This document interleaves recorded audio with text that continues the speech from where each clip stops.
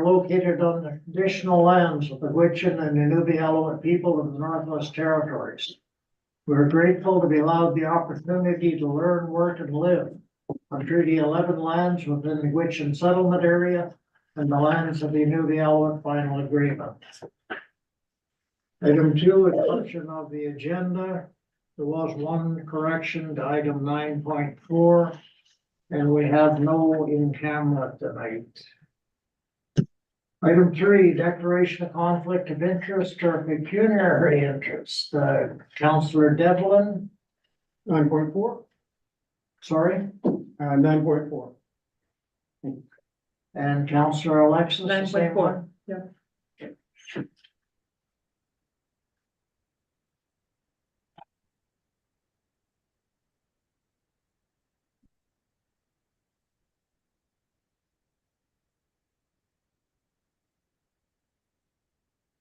The item 4, delegations, presentations, or petitions. 4.1 is the update from environment and climate change.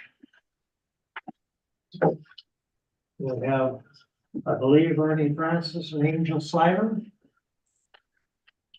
Here. Yeah. Provide an update on the 2023 wildfire season and plans for the 2024 wildfire season. If you'd like to have a seat, then turn on the mic. You can begin.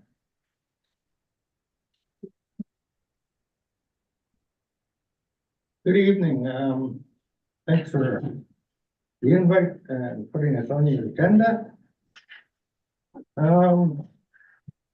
This little bit of a update on the EV 014 up by No Lake, and bit of some background into the Community Wildlife Protection Plan, which you guys may have seen or heard about. On July 25th, 2023, the smoke was reported by air radio at 20:03. We had no aircraft available in the region. As you can see on the map there, a small little area of bird between the TG and No Lake. That would be in the July 27th perimeter. So no aircraft available in the region. July 26th, fixed wing and helicopter scheduled to depart Yellowknife, but was unable to travel due to zero visibility in the South Tattoo region. It was a pretty intense summer, a lot of fires going on, a lot of resources moving around. There's a lot of smoke in the air, so we didn't have the resources to check out that fire. July 29th, still no helicopter available. Tanker group was dispatched to the fire, securing the southeast flank with retardant. Fire size at the end of the mission was 1,300 hectares. July 30th, the ops chief and ignition specialist were deployed to Inuvik. I just want to mention that due to the fire situation going on in the southern part of the NWT, they rely heavily on the resources in the Beaufort Delta. Basically, the crews were exported. Angel was exported. I was exported. When that happens, we tend to rely on the wildlife division to take over the desk and sort of run things. And on August 2nd to the 9th, the fire action by fire crews and a CL-215 tankers. There were several missions aborted during this time due to poor visibility. The smoke in the area was laying down and we just couldn't fly. Some days it was so low that helicopters couldn't fly too. August 12th, fire continued to be actioned by ground crews and helicopters. And that's when we started to see the downturn in the weather.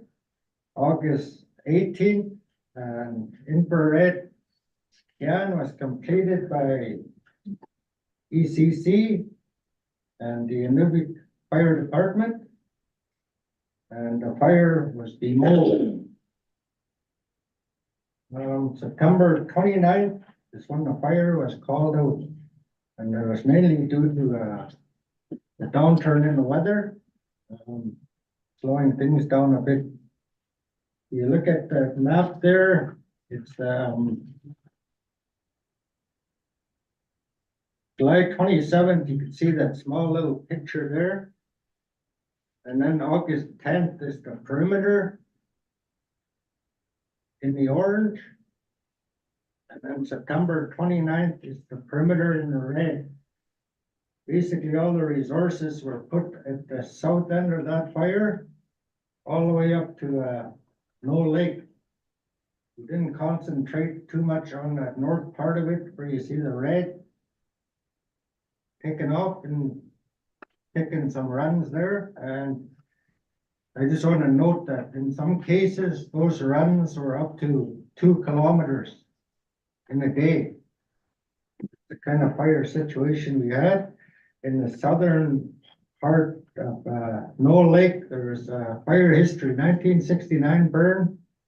That fire burned through that, no problem. So to us, it's not a fire history anymore. It's completed its full cycle now and it's ready to burn. Going forward, as you may have saw in the evacuations here, enterprise, we're looking to develop the community wildfire protection plan, which you have in front of you. 2019. That's when it was created. Okay, this one was created 2019. Now, what we are looking to do is updating this with input from the town. Because we all know that fire is, Inuvik is at risk to a fire. Because that 1969 burn is not a fire. We know fire can burn through it. And this is gonna be a basically living document that we update every year. It has contact information, the amount of resources and stuff we have in the community.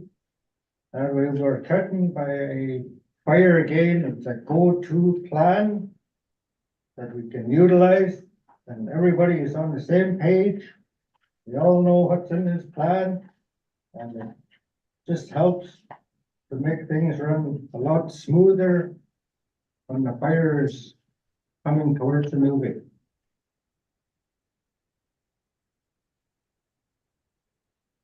Any questions? Deputy Mayor Kulikowski. You mentioned looking for input from the town and updating this. What types of information are you seeking from us?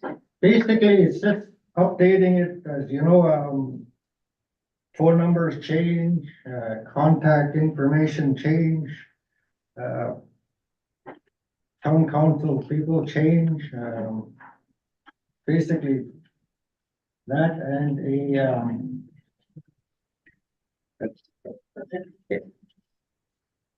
Okay, so there's two different documents that you're gonna be looking at. You're gonna be looking at our community wildfire protection plan. And that was created saying how much fuel types, the resources that we probably need, different type of fire smarting options that we're gonna need to be using. So that's something a little different from what Ernie is referring to, and that's at the interface response plan. And that's what we pull out. And if any other officers come in to take our place when we're deployed somewhere else, this is gonna be our go-to. It's just a quick map about resource that we have, special values at risk, structural protection. So we work with the fire department to find different ways to deploy sprinklers or see how long it takes, how many resources we actually need to get that set up. This will also, the Community Wildfire Protection Plan also discusses interagency training that we have. So this is what you're gonna be using to do any fire smart mitigation, any funding. This is gonna be what you're going to. We can make changes. It does require a submitted application or sorry, a request from the town to both us, and you're currently going through funding options through NWTAC, and be going through that as well. The interface response plan is for us, is gonna have to go through an update again this year. And that's just based on what we experienced this past summer. These, I've been looking at it and these lines don't even make sense anymore with the way the fuels are, our fire history. We've seen that our fire history that we thought was gonna protect us, now, depending on the circumstances and the weather conditions, can rip right through that. So we have to make changes to this, and that's what, Brian and Ernie and I, along with the fire marshal and probably the SAO as well, we're going to be working together to update this just for the upcoming fire season. Thank you. Any other questions? Yeah, Councilor Devlin. Almost gave you a raise there. Just trying to look at when it says fuel modifications, what does this, can you just explain fuel modifications? So fuel modifications are usually anything that we can do to prevent any fire from moving forward without actually destroying it, whether, you know, sometimes it is rushing. So Kurt was able to start the beginning of a fire break this year, and that was cutting that down to the ground, to the normal soil. We can also do things such as limbing or brushing up to a certain height. And what that does is actually prevent the fire once it's coming in to reach those lighter fuels and get into the high part that they will actually spread the fire on. It's grass, you usually get it under control pretty fast. We have the fire department work that, but if we don't have those limbed up to a certain height, it can just easily climb up, and that's when it goes a little crazy. Councilor Devlin. So you do on this map 3 have some great proposed fuel modifications. Are these, I mean, these are recommended obviously right now, and very close to town. I'm just wondering in our longer term planning, would this prevent us from expanding northeast of the town? Help prevent the, Well, I'm just seeing that there's proposed fire burns in only about 100 meters off of our existing road. So I'm just wondering, in the future, will that be a no-go area for development? no, not at all. Could we? Okay. Thank you very much. You can do that, and we will move forward and see what we could do. Okay. And just It's as we just progress stages. and work outwards, yeah. Got it. Appreciate it. Thank you. Anything further? Seeing none. Councilor Wayne. I'm just curious about the information from 1969, like the bypass was a fire break. Is it ever been considered to rebuild all those fire breaks that are back there? The ones way back and up the Yeah. hill. I know what you're saying about the 69, it burns like crazy. We got so much willows, it's crazy. It lights up and that whole area is full. When we were growing up as kids, there was no willows. Now there's been put out this.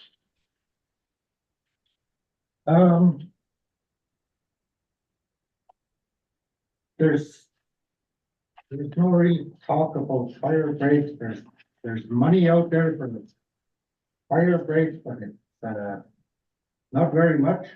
If you look at the old fire breaks we had, I think it ran from Inuvik, the airport, all the way to towards the landfill and around the bypass. All that is overgrown now. With the fire breaks, it's a multi-year endeavor. You can mulch it or whatever, cut all the willows and that, but they just grow back, so it has to be maintained. There's some funds for fire breaks, but not very much. Is it a yearly thing? Like, can we make a strategic plan to build it yearly, section by section by section, using the bypass as a break, or? I mean, I have no idea. So the funding that we have has been pretty much reduced to a very small amount. That could be in your, I don't know, it'd be a capital plan, but move that. It's not anything that. I just, because, everyone flies through Normal Walls, you see their fire break and it goes right around their whole community, all around in the willows and all around the top there, it's a beautiful fire break. And I was just thinking the bypass and going around our whole community is the start of a fire break. It's kind of interesting you mentioned that. I was actually on that Norman Wells fire. And when the fire is rolling towards a community, they put in a fire break. We call it, I don't want to say fire break, it's just, it's a line, it's a control line where we can burn off from. At least we have something there established where we can, as a last resort, we can light off from there. This summer we had spotting over the Mackenzie River. 2 kilometers, 11 kilometers. 11 kilometers. So this gives us that good option. When I was on that Norman Wells fire and you get fire coming at a community, you'll get heavy equipment, cutting line. They actually used it and they burned off that area. And that was picked up through FMD and it was charged to the fire. But if the fire is not coming, then it's pretty tight about money, so. Different circumstances, right? I was just thinking about a strategic plan and we spread it out over 5 to 10 years. And we build this kind of the same thing using the bypass that we used in the current years, so way before our time, but it makes sense, right?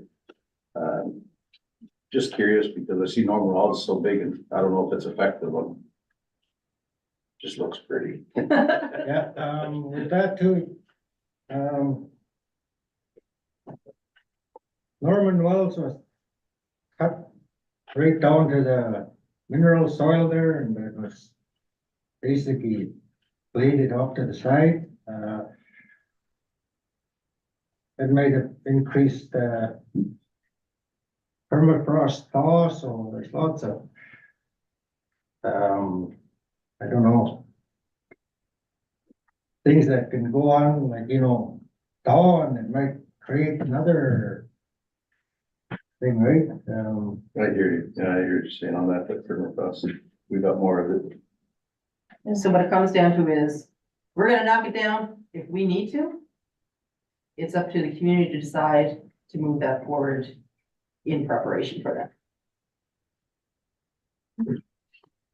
Any further questions? SAO furnish. My arm's getting sore back. Thank you, Councillor Wayman. So just to add to the conversation, in the short term, we do have a very short-term plan. We were allocated $615,000 in this year's budget from NWTAC. And Chief Larman can actually come up and speak a little bit more to how we plan to move the yellow lines on map 3. Just make a little bit more sense out of how we should spend that $615,000 in the short term. Chief Larman's got a good update for us. So yeah, I can speak to that. So we've begun the consultation process already. with Your local mic's not on. contract- Your mic's not on. There we go. We've begun a consultation process with local contractors and other stakeholders.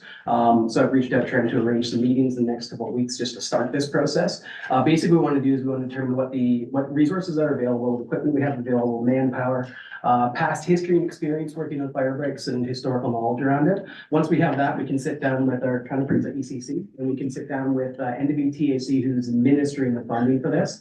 And we'll be able to make modifications to the wildfire plan. What you mentioned too, that's one of the first things we noticed, is the fire breaks are right in the middle of the current development plan. So moving that and also looking at using the bypass as a natural fire break, where we can dig down, widen it, or do whatever we need in consultation with our friends here. And we should be able to come up with a pretty good plan for this. Basically, the funding that is earmarked for us is through NWTAC, it's through the Canadian, like the Federal Disaster Mitigation, or Climate Change and Disaster Mitigation Fund. They received like a large amount to spread out over all NWT communities, and we've received like a portion of that as well. Down the road, if we do see that, okay, there's a huge need for more work, we can always look at doing our own application through the federal funding. It's $1 million minimum application for that, so it's a bit of a process to go through that. The way that NWTAC is doing this is that they've earmarked it for us, but they're prioritizing based on the risk. With all the communities in the NWT, there's some significant risk with other communities as well. So whether we're going to get this year or next year, if it's over an 8-year funding program for this particular pot of money. But basically, we want to come up with a plan that works for Inuvik based on Inuvik experience and Inuvik expertise, whoever it may be, and just get as much input as possible so you can come up with a pretty good comprehensive plan that's going to work for us. And again, if we need to go and get more money, we'll go and get more money because there's a significant amount of money available through this the climate change and disaster mitigation plan. That's where we're sitting right now. There's gonna be a lot more progress on this in the next little bit, but we've already started the consultation process. Thank you. Any further questions? Seeing none, thank you very much for the presentation. Public question period. Public. 6.1, Minnesota, January 8th and 10th, 2024 council meeting. Any corrections, concerns? Nothing. 7.1, the action items list, any comments? None. 8.1, new business. Appointment of members to the naming committee.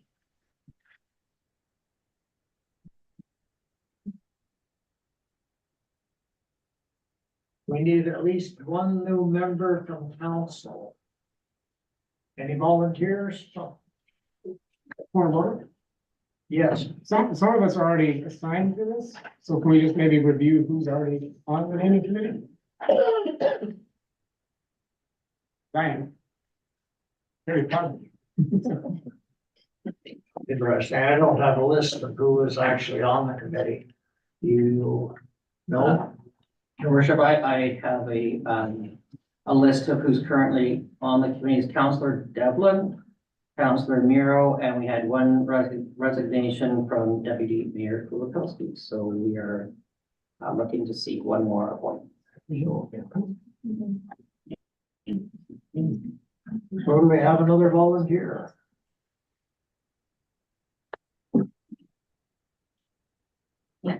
Councillor Harder.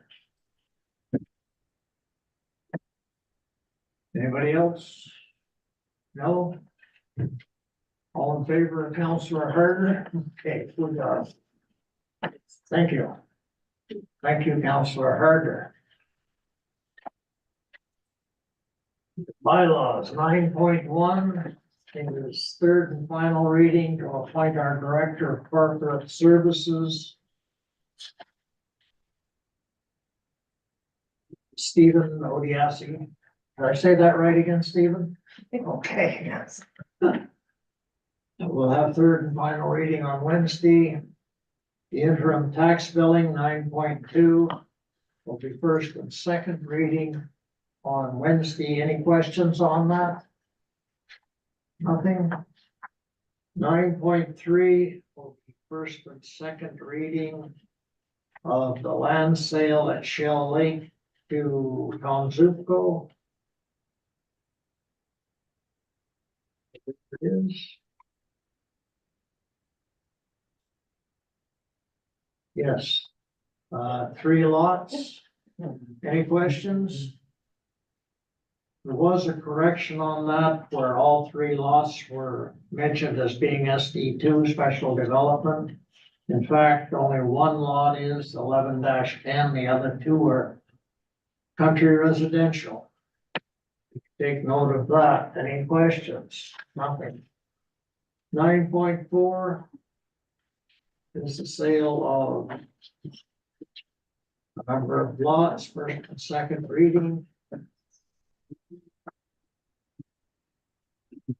Lot 88 to 91, block 34, plan 38, 34, and lot 117 and 118.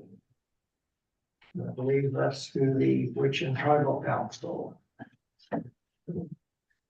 Counselor Devlin and Alexis have left the room. Any questions? None. Thank you very much.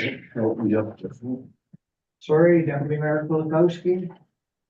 It's actually not anything, sorry, necessarily with this, just as we're doing the development up top there, with both Indigenous governments coming forward, have we put any thought into where a park might go up there? Do we need to save some space, or how does that work for our process? SAO Travis. Deputy Mayor Natasha Kulikowski, we don't have any plans in that blueprint for a park. We did discuss it last year sometime to maybe look at a different plan, and looking at maybe changing the way the road structure, or maybe changing up the type of buildings that would be built there, and it didn't necessarily make the most sense just because of the squareness and the rectangleness of the way the utilidor is being installed. So we don't have any plans for parking. There are two lots designated as parks or playgrounds, whatever, on the top of Carmichael Street. Right across from where Peter Clarkson built Right. that area. So there is parks up there, but not in the area, the new area for sure.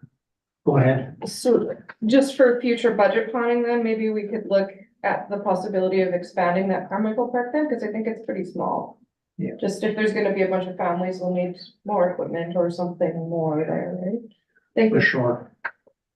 We'll take that under consideration. We will take that under consideration. Thank you. Thanks for bringing that up. Item 10, department head reports. Apparently we have a PowerPoint. Who's going to do this one? Thank you to see. Something. It was nice and quiet there. So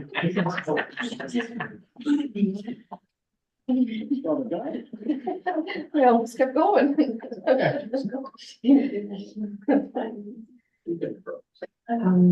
right, so it's been a while since we haven't met, so you know already, we had some change in staff, so Ethan joined us in December.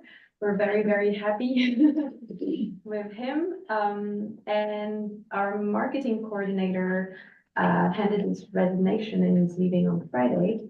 And we started the process of recruitment already today, actually, and it's pretty good, so crossing fingers. Regarding staff as well, I was mentioning on my first day, I believe, to council that training was very important, I think, for keeping people up to date and motivating people also. And so I offered Glenn training for marketing, but he's leaving, so either I'll offer it to the next person or I'll take it myself, as I also need training on that skill. So there you go.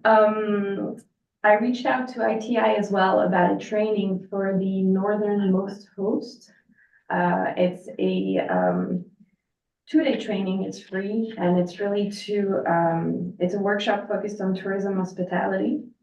I had put that for last week actually, but since our marketing coordinator is leaving, cancel it and postpone it until we get somebody new on the team, so we can get it all three together. Ethan and I did the Leadership for Safety Excellence Supervisor Safety, hosted by the Northern Safety Association, and we received our certification. So thank you, John Hicks and Brian, for putting that together. And finally, I'm in contact with with Sean, the health inspector from the GNWT. We signed up for 1 day, 3-day course training about health, food safety course, given that we're dealing with food during our events, and also to get more information about food safety for our food vendors for the Arctic markets. So this year we'll be very trained on different skills here. On different events and projects that we've been running, so we had, the biggest one is of course the Sunrise Festival, that we had good feedback. I finally ran the numbers, so I actually today with Cindy, we were talking about budget, and she finally, we're talking, and we decided to include the snow plowing, which was part of the Sunrise Festival, but what hasn't been counted in previous years, part of the Sunrise Festival. So I just included it, and I'm over 3,000. And 67% of that budget was spent locally. The other part is 94% the fireworks that we cannot get locally. So it's really an event, a local event. And then, of course, the economic impact was we had some tourists coming from different countries, specifically for that event. So that was, we still have a big international, and I guess from different provinces, BC especially, a good turnout. So we're still working on the Arctic Development Expo, which is the next biggest event for the town. Trying to make some progress on that, and sponsorship and invitations. And we had also, regarding the economic development, I was part of a, how do you call it? We call it a dialogue. So it's like an online, you were meeting some entrepreneurs, and it was about innovations in rural destination development. And there were several entrepreneurs that were sharing their ideas for town. And so I had some info that I would discuss with the Economic Development Committee next time. But yes, so I'm working on that part. And the Gretchen Tribal Council reached out to about different economic development opportunities. So I'm finally getting onto that role, and we're getting there. So yeah. Thank you, Charlotte. I think it's worthwhile mentioning during the Sunrise Festival, we had a volunteer who came all the way from Denmark. I found that quite interesting, a member of the Muslim community doing research here. We also had a visitor from Turkey, so I think that's a first. Anyway, it was very well put on. Thank you very much. Thank you. Any questions for Charlotte? None. Who's next? Cindy, Public Safety and Infrastructure.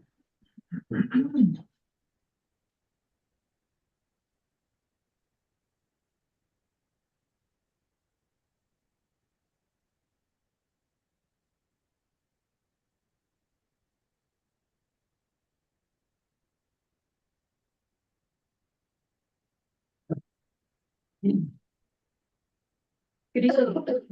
First of all, I'd like to start with the fact that I now have a infrastructure clerk, so you're actually going to see much prettier PowerPoints than normally what I have. So she's done a lot of work on that, and hopefully we will see some more. So this is our first kick of the cat in terms of what you'd like to see presented. Certainly if you want to see different stats, please ask. Jenna?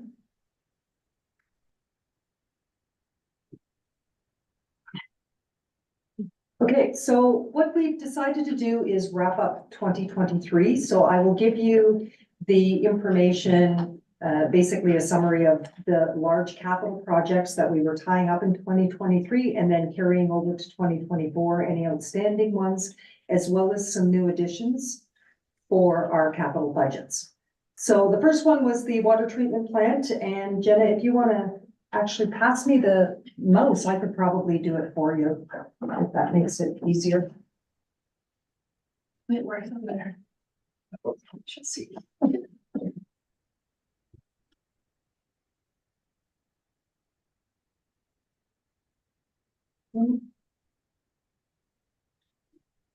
So if you recall the water treatment plant beam installation, the purpose of that was just to provide a hoist for the utilidor technicians to be able to lift the heavy chemicals up rather than hand bombing it up a set of stairs. So that project is complete. And the deficiencies have already been addressed and noted, so we're happy to say that we can finally be able to tie that one off. The next one is our biomass, which is the silo up at our Hidden Lake, our 2 reservoirs. And right now, what we're heating them with is fossil fuels, and we are looking to turning it into the biomass. So that is about 90% complete. The reason why it didn't get completed by the end of this year was we were waiting on a couple of components, and we didn't want to run into, of course, our water freezing with the cold temperatures. So we put that on hold until those components got up here.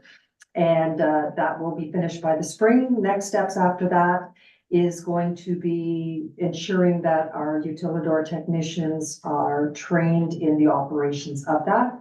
And we will be working with Arctic Energy Development and GNWT MACA to have that happen. Next is our Brainerd Street and King Mania Road development. This was a lot of questions we had about this at our Public Works Committee meeting, so I just wanted to clarify a couple of things and remind council if some of that was forgotten, that this is actually a 3-stage project. Originally, when it was first proposed a number of years ago, it was going to be one fell swoop. But due to funding and budgeting, it was split into 3 components. The first year, it was the Brainerd reconstruction, which we have completed this year. It was budgeted for 1,800,000. To date, we've spent just around 500,000. So it's in line with our project plan. The next 2024 component is going to be expanding from Brainerd Road around and widening up the corners on the Glitchin side as well as the King Mania side. So it's on track. You'll also notice when I give these updates, if you have any questions with regard to the engineers, I've identified the engineering company that we are working with as well, in case we need to follow up with any of them. So we are on track for that. Whether or not the paving is going to happen in 2024, likely it's going to be 2025. So we might have a gravel road for a little while longer. Our utilidor replacement, as you're aware, every year we take a part. We've now come from the water treatment plant to Duck Lake. We are now ready to go across Duck Lake and work through Spruce Hill Drive, between Spruce Hill Drive and Boot Lake up towards the hospital. So the 2023 utilidor replacement is complete. And we are now working into the 2024. There will be a tender going out very shortly with regard to that. Reminder for council that we had talked about artwork. So we are going to be working that into the tender, ensuring that we have components to house the artwork, and then we will be putting out the call to local artists as to who, and we will be doing a public consultation with regard to which the community would like to see up there. So that is well on track. So yes, we completed 2023 and we are working on 2024. The water distribution system, this is actually block 3494, or as some people call it, the new Carmichael subdivision. And where we are at with that right now is throughout 2023, the design preparations were underway. It is budgeted for 7.6 million. We are working with McElhaney on this, and you will see Lori decided to add, we're now ready for takeoff. All of that work, we've put out the tender for the utilidor construction. That will be closing beginning of February, and then we will start the construction of the utilidor. So it's on track right now. I will keep you updated on that very important project. The next coming in line is our sewage lagoon improvement project, and this was a carryover from 2023.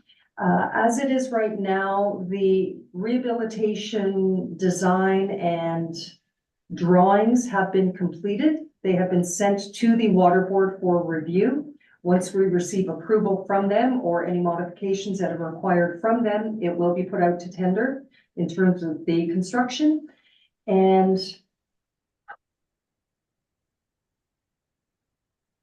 sorry, my writing was a little small there, but APOM is also responsible for this, but they are also going to be the ones administering our annual water license renewal. So this is part and parcel of that project. Solid waste. Right now, the hollow garbage bins, we've ordered another stock of them. I believe 35 of them are going to be coming up. And these are leased over 5 years, so you will see 84,000, give or take, every year for the next 5 years for these. Once they are up here, we're just waiting for the shipping, them to come up. We will look at construction in the spring and determining, we're pulling up our maps and seeing where the next ones are going. This ties in and completion of that to the solid waste expansion. And we want to ensure that those bins are up and ready so we can have some control over the loose garbage in town. With the expansion of the landfill site, the fence and the electric fence in terms of the bear population. So we want to ensure that we are ready to move forward with the fencing. We just want to make sure everything's in place in town to allow the residents some safety that way. Part of the carryover for the capital expenditures was, and this is in conjunction with the Director Krug from the Midnight Sun Complex, and this was more or less just tying up the equipment from the concession. All of the new equipment has been purchased. Importantly, from an infrastructure side, was ensuring that it was compliant with the NFPA standards, which is your National Fire Protection Association. So we had some work done with our suppression systems to make sure that they were overhauled. And we're around about that 100,000. Again, understanding that some of these numbers may be inflated in the coming weeks as we get the last of the 2023 invoices in. So this and the work that was done with the suppression system will help us when we are doing licensed events, because the fire marshal wants to ensure that we are compliant that way as well. So those were the steps that we took to do that. So coming up in 2024, the big one, 5.5 million, is our MSC solar panel installation. Again, we have partnered with Solvest on this. The contracts have been signed. We have asked for our first draft to start ordering the components. They are being ordered, and Solvest will now start to do the project management on that piece. They will be putting out a tender for earthworks shortly, and then we will look at construction. They're also looking at pilings just to support the structure that way. The row house demolition, we are working on our next steps. As you're aware, APOM did complete the building assessment report. And from there, I believe that Michael has met with our lawyers about what our next steps are. ACOM also reached out to us today to find out what they need to do in terms of our next steps. So hopefully that will come to fruition this year. I'm sure everybody would like to see that happen. Next up is our water metering. We have water meters. We're looking at refurbishing our water meters, replacing some of them to a more consistent as well as flexible system within our invoicing as well. Following that, our MSC, we have HVAC with the MSC. There's some work that we are doing that way. Children's First, we have roof and floor that we are looking at this year, as well as, I think everybody's aware, the MSC and the pool foundation is something that we need to address this year, so we will be putting an RFP out very shortly with regard to a study, an assessment of that and recommendations moving forward as to what we can do to rehabilitate the foundations on both those sides. Number 7 is a bit of an asterisk. It wasn't included in the capital budget, but it has become very evident that we need to look at expanding our cemetery. We are starting to get a little low in terms of the plots, and we are working on a plan for that as well. The other thing in terms of that from a historical standpoint is we, meaning Lori and I, have plans to work with some of our youth and some of the youth groups, Indigenous governments, to actually have a day where we are going out there. We are making sure that the grave sites are noted, are documented, give the kids a chance to learn about the last names that are out there and some of their family history. We're looking at doing that in July, probably including a picnic, some cleanup of some of the sites and that type of thing. So I'm actually really looking forward to that project. So, and I think that is it for me. Any questions? Anything? Thank you very much for the report. And by the way, I do want to thank you for the efforts you put forth in snow removal this year. I I was- realize you were fighting a losing battle. But Yes, I was just the one on the phone. It was our contractor that was doing all the heavy lifting there, so. But in any event, good job. Next I have Parks, Recreation and Leisure. Director Cruz. I also have a fancy slideshow tonight.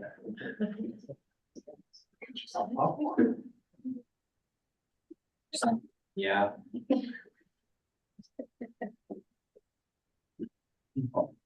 Sorry, Steve.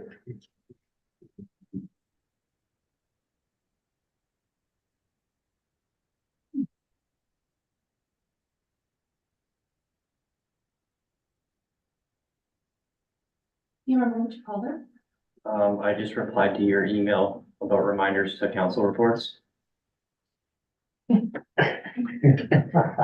you hit send? I really hope so.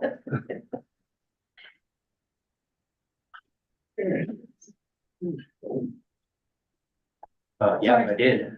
Ah. Wrong. It's called that.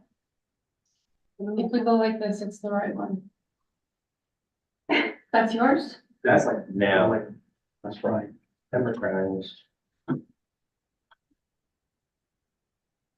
So look at. Yeah, it's considered a verbal plan. Oh, man. I read Sorry, that. Steve. Mr. Verbal.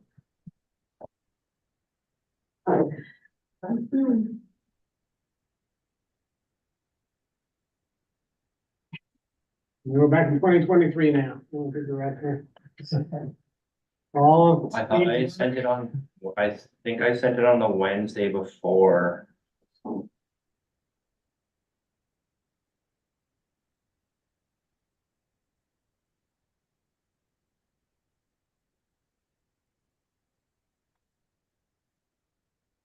Last one, county 15.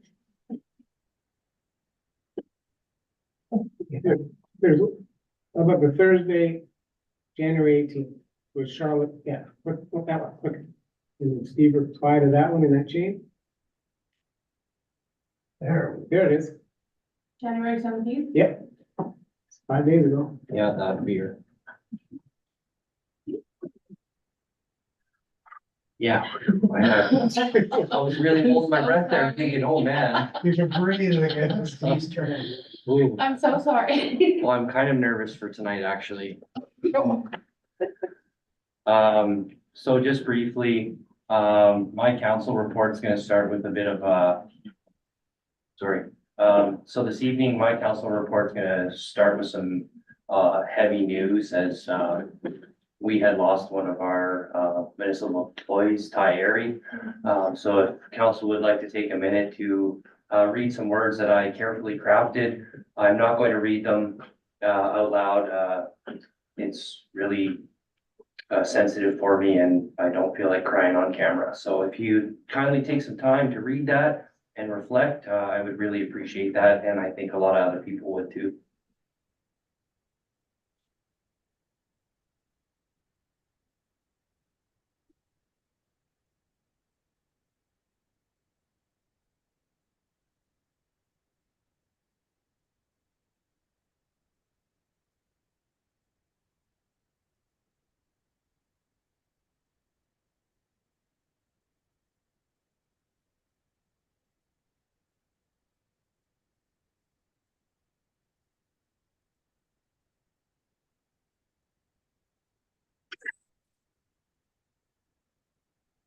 I can continue now if everybody's. So, I should have mentioned before that I did ask permission to the family to include that in my council report, as I felt it was important that we, make a contribution that way. So the rest of my update here, as everybody's known or probably tried, Little Ava's is now open. As Cindy mentioned, we did go through a number of, upgrades with our fire suppression. We can thank somebody in Alberta for pizza for cooking bacon in their pizza oven. So we had to retrofit some of that equipment to make it, fit. We had hosted the Magoo crew, which is like a high energy dance party people with the Inuvik Community Corp. So that was pretty exciting. A lot of people were there. They had done a tour of the school and they've done another kind of tour throughout the Wilbur Delta. So they're making their rounds, and it was, I mean, I was even on stage doing the Macarena. So, you know, it was a good time. So, over the course of December, we had a variety of holiday events with the Light Up the Town, our annual holiday light up and decorating contest, our annual Christmas parade. We had our Canadian North Kids Christmas party, where Canadian North sponsored all the toys. There was a lot of kids and everybody seemed to be really happy about that. In conjunction with economic development and tourism, we hosted the annual Sunrise Festival and participated in various events, some tech, lighting, glow in the dark skates, you know, a whole bunch of things from a whole bunch of different people that were involved. So a lot of thanks goes out to them. Just some daily operations. We've installed some new awareness signs at the Midnight Sun Complex for Watch Your Step and for people in the parking lot. We've also installed some falling snow and ice signs, as we've seen a incredible amount of snow this year. So we're just taking a more proactive approach on helping raise awareness and to limit some liability and exposure to the municipality. What's coming up? Free swimming continues. Next month, the Inuvik Native Band has courteously or graciously sponsored swimming again for residents at a new price of $5,250, up from $3,500 previous months, as we did a diagnostic on how many people were participating and just to see where our revenue was. So we've decided to increase the fees, and they were more than happy to oblige to pay that fee. Some staff training. Scott's going to be taking Arena Level 1. He's also going to be taking Pool Ops 1 and 2, one virtually and one in person. So he'll be going to Calgary for Pool Ops 2.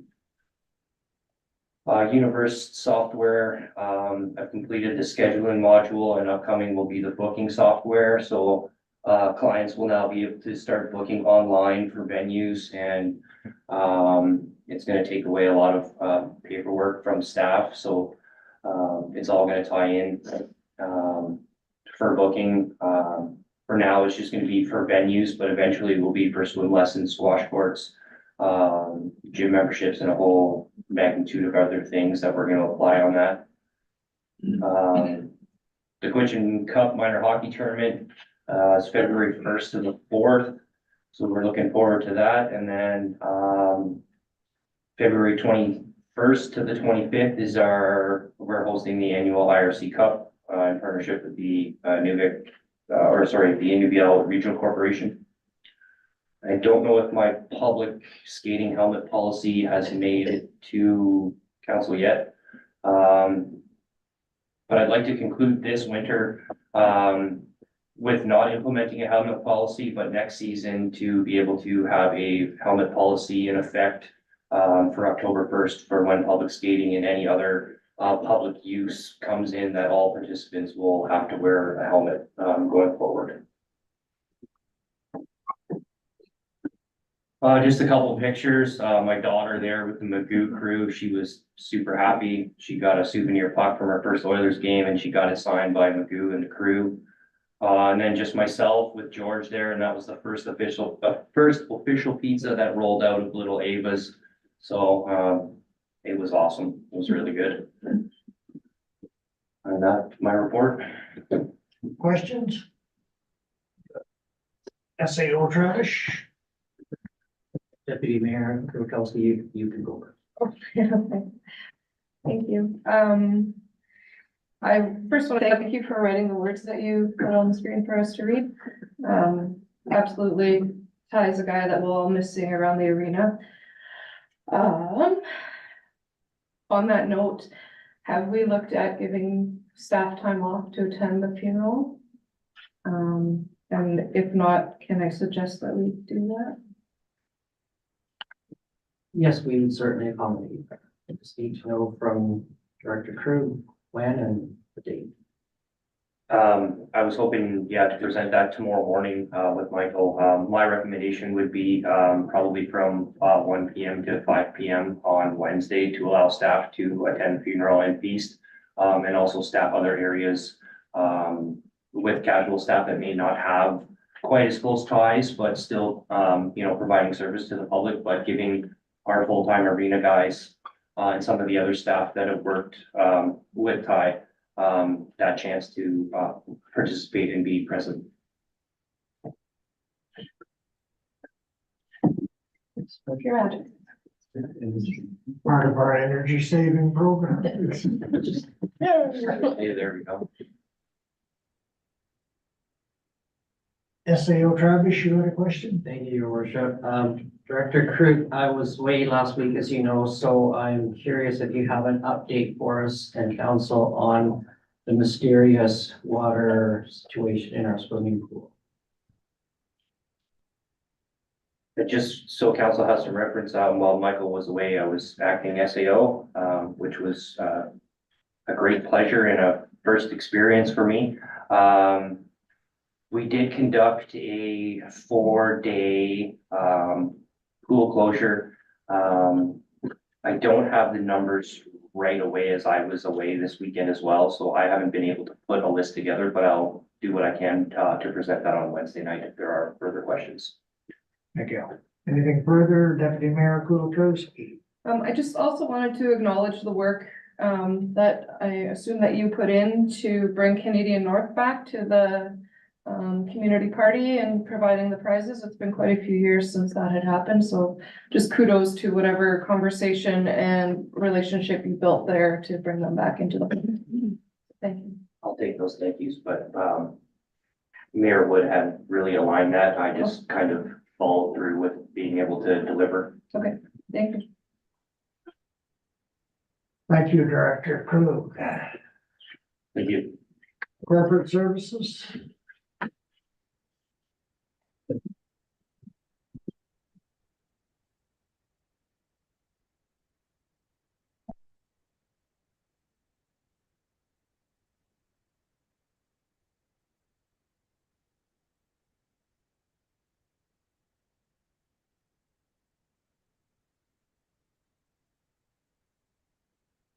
Good evening, everyone. My first time before the council. So I'm nervous, please forgive me. Mine is quite short and sweet.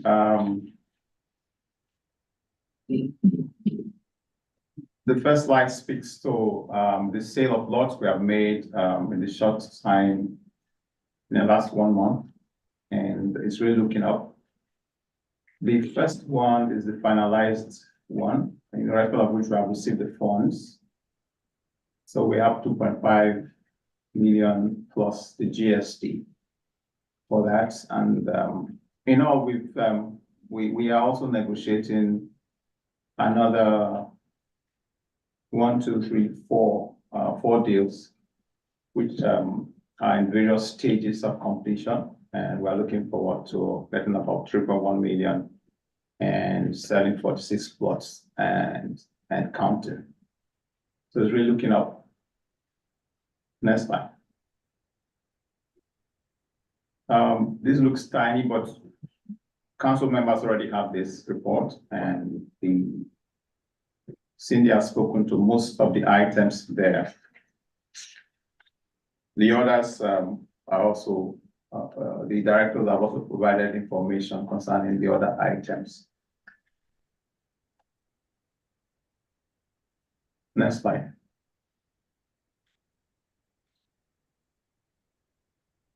Okay, there's a third report in my quantitative update, which is the operating budget. We don't have that right now because of the staffing position we have. There are a number of items that still need to go in, and we are working on that. The good news is that we are sending out an offer letter to a finance officer we just identified, and we hope that at the end of the month he'll be joining us. Yeah, so we hope to have these reports by next presentation, hopefully. A lot of work will go into that.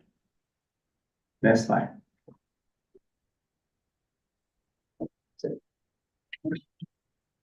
Well, that's what I said. There's a qualitative part. Okay, well, okay. Yeah, so things are looking up concerning our billing. We have challenges. I'm sure the council knows more about that than myself, because I'm just about a month old. So we're expecting new meters for our water and sewer billing, and this is really causing some issues because every time we have to do a manual rework of the bills, and that slows down every other thing that needs to be there. So we're actually behind in our AR transactions. We have a new front desk staff. She resumed on January 9th, and we have our front desk fully manned now, and we're happy about that. And okay, as I said this earlier, offer has been made right now for a new finance officer, and that's going to help us a lot with the outstanding GL items, the journals that need to be posted, and other revenue items from our bank reconciliation that need to go in there. And the last item, there's a tender to external auditors. I just got a mail from them today that they have sent an email to us since December 6th, but it went to Chidi's email, and the former SAO was copied, so it didn't get to any of us until just today. Questions? Thank you very much, Deputy Mayor Kulikowski. Mine's not a question on the financials, it's just to all the directors, just the shout out for everyone's work on making the Sunrise Festival successful. I know that it takes our whole team to make it happen, and I appreciate everyone's work and working together. So, thank you. Anything further? Thank you very much. Thank you. Item 11. Oh, sorry. What? Fire chief has a. Okay. I slightly believe that.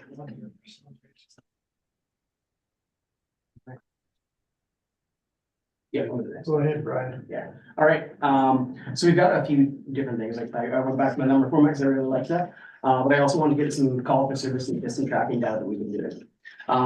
So Municipal Enforcement Division, they've had, since this is year to date, starting January 1st, they've had 10 animal control calls.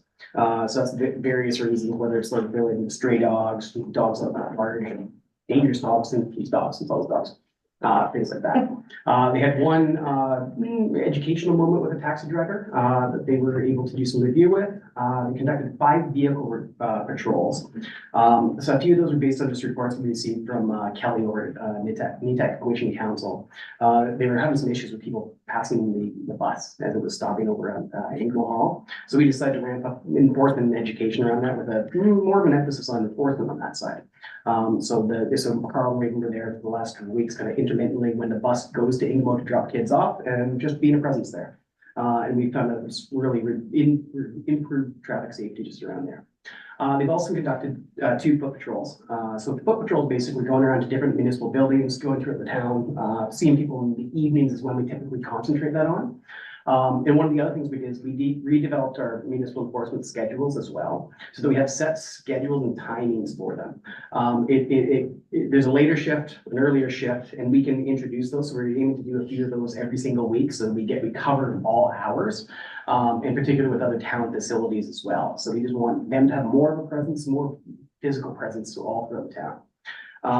One of the other things they've done is, we're using a program called OmniGo. We had to get some training on that, get some things coordinated around that, but it'll allow them to better track their calls, relate them back to bylaws. So we'll be able to determine exactly how many usages of each bylaw we've had, with a single report that I can generate. So, we've had it in the past, it just hasn't really been utilized well. So we've revived that, corrected all the administrative side and got that going as well. With the Fire Services Division, we've had 4 fire calls since January 1st. We've had 7 technical alarm faults. With those ones, we've been following up with the building owners. We'll be invoicing for multiple calls in accordance with our fees and services bylaw. And basically providing education. So we're not covering maintenance. I alluded to this before as well, but we just want to get that off of the fire department back onto building owners. We've also had 3 nuisance alarms, and that's either malicious pulls at the school, at different buildings, things like that. So that's been our responses. We've also been kind of streamlining what we're doing. So we're using a new program called PS Tracks that allows, it's not really responsive, but allows us to control our maintenance, inventory, and other things. So it's all done online. We can generate reports and reduces staff input and time to generate those reports and see what's going on. We've also just kind of fine-tuned our reporting system itself as well. We're using Google Forms that we've developed. It spits everything out to an Excel spreadsheet, so we're able to get some pretty good reporting on that and able to track all of our calls with call type, call volume, basically all the data we need around that. So pretty nice tools with that. In terms of some numbers, let's talk about these. 14 plus 4, that's the number of furry tenants of the town the MAD has adopted or rehomed in the past month. With an increased concentration on their internal adoption process, including consultations and site visits with 7 partners, such as the Edmonton Humane Society. We've established these relationships and improving our adoption process in general. The MAD staff will be able to move forward to more effectively manage municipal animal control and directly address some of the local concerns, such as stray and dangerous dogs out in the community. What we often find that the pound gets really full. So we really took some steps to I want to say churn the animals out. We want to become less of a shelter out there and more of a pound and provide the services that we're supposed to be doing within the municipal enforcement division. You'll see some more advertisements online as well. We've templated it, so again, there's less staff input to moving animals out of the pound and into new loving homes. And so that's going to help us quite a bit. Our 2024 capital project includes pound rehabilitation improvements. So that's going to provide cleaner workspace for the MAD officers and casual staff, increase ergonomics, make it a safer environment in general for them and the dogs that are in our control. So a few of those improvements will definitely make more efficient timing for the cleaning, the amount of time that's required for cleaning, just maintenance requests and things like that. The pound itself hasn't really received a lot of attention over the past ever since it's been built, I would say. So some of the renovations we're putting into are going to address kind of some of the nagging concerns that we've had. 7, that's the capital projects that the Protective Services Division has, all of which are currently in process. We hit the ground running come January 1st. Through effective distribution of tasks and pre-planning, our capital project delivery schedule will be completed on time and within budget. We have a new response vehicle ready to be built. Just signed off on that today. New technology upgrades are ordered and en route with laptops, communications, and other things for the fire hall side. We've had fire training facility rehab that's in production right now. We're expecting delivery within about 3 months, I believe, on that one. And then we're currently in negotiations with the neighboring community to expand our airfield capacity. It's from the pound to the fire base, Protective Services Department is improving our workspace, increasing safety and productivity. And we're improving the quality of service that we provide to the town through these projects. 801 and 22. So 801 is the number of fireworks shells we used at the Sunrise Festival. That's the number, the 22 is the number of fireworks permits that we issued throughout December and kind of January over the holidays. Through cooperation with local businesses, the idea is streamline fireworks permitting process via electronic approvals. So these procedures increase sales for local vendors, decrease staff time input in terms of the approval process. It's also consolidated the safety messaging that we're providing to permit holders. This allows us to concentrate more time on events such as the Sunrise Festival, which require an all hands on deck response from the town and fire department staff and members.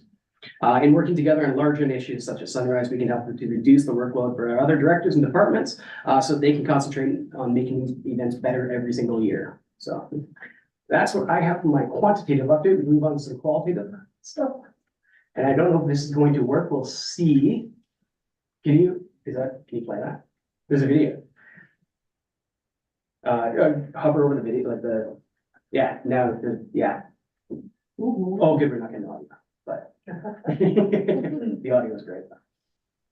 It's me and Marissa on the line. This is just our finale. We wired it a little bit differently this year to see how it works. So if everybody saw it from far away, that's what it looks like from directly below.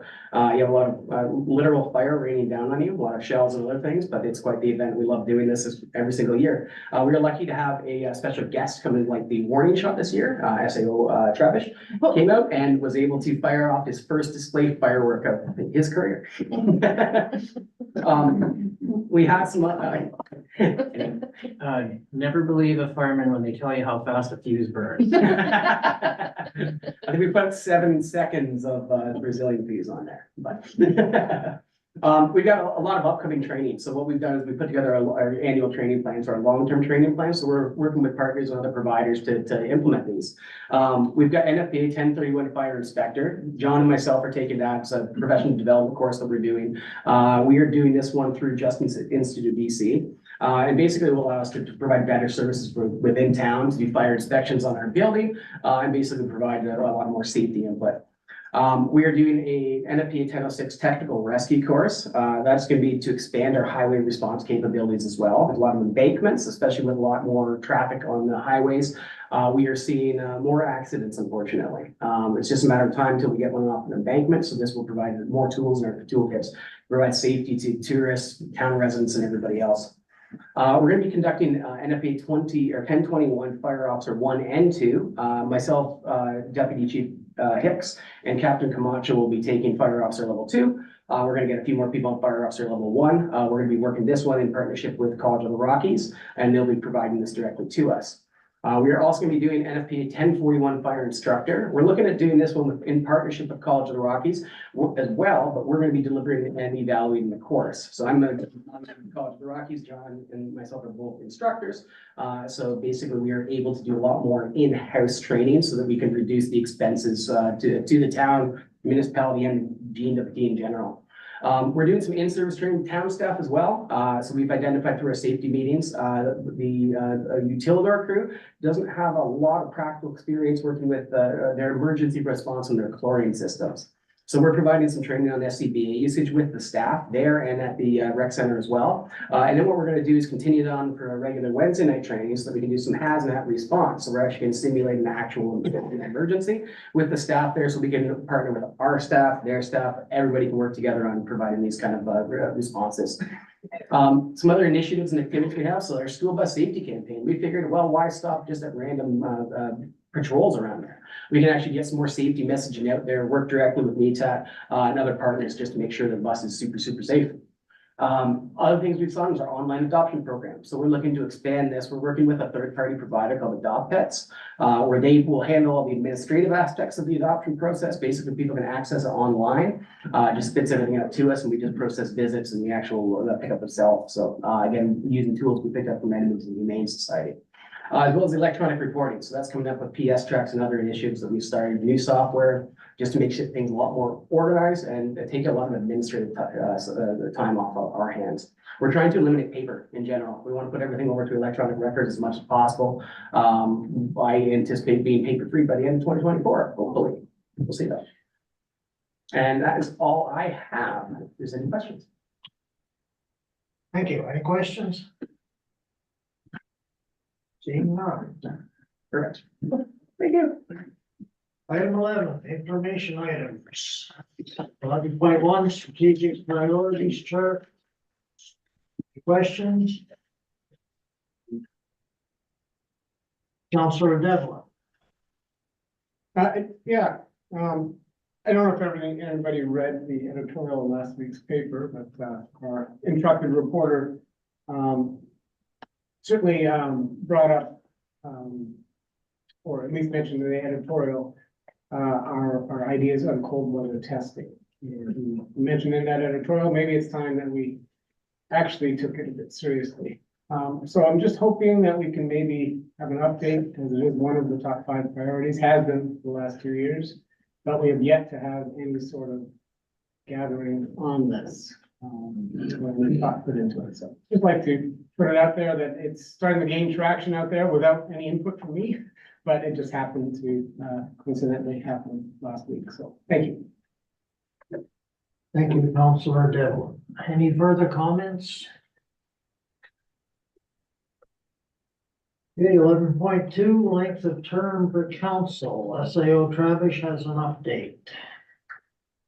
Thank you, your worship. I believe it was Councillor Devlin that, raised this in a previous council meeting. So we did a little bit of research and found out that if council does wish to move to a 4-year term, before the next election, we would have to have council give all 3 readings to a bylaw. So that'll be step number 1, is we'd have to put together a bylaw and have council, pass that.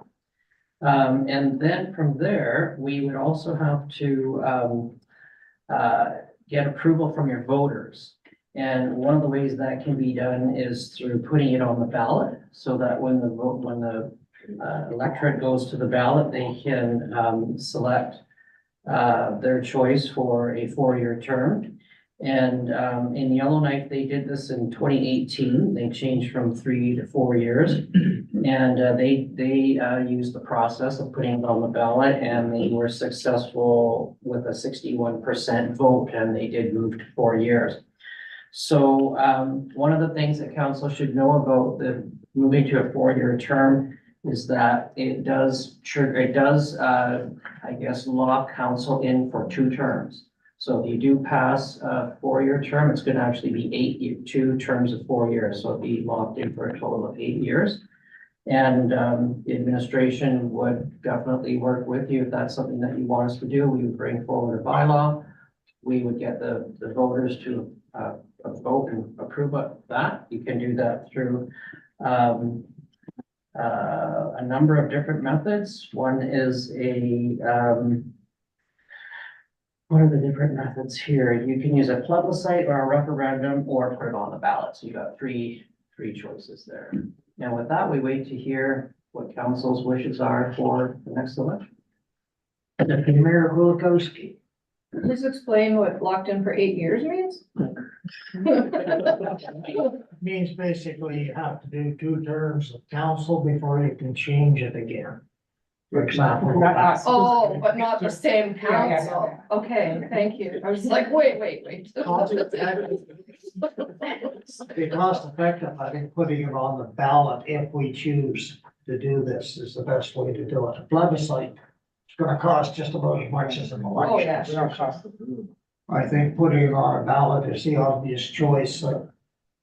Anyway, we'll make that decision at a future meeting and take it from there. I don't see anything further. Oh, Deputy Mayor Kulikowski. Sorry, just, I clearly was not at the meeting when this topic came up. Is this a discussion that we've had already? Oh, okay. Discussion to come. Thank you. Counselor Devlin. Yeah, no, I just would follow up with what you meant, Kulikowski.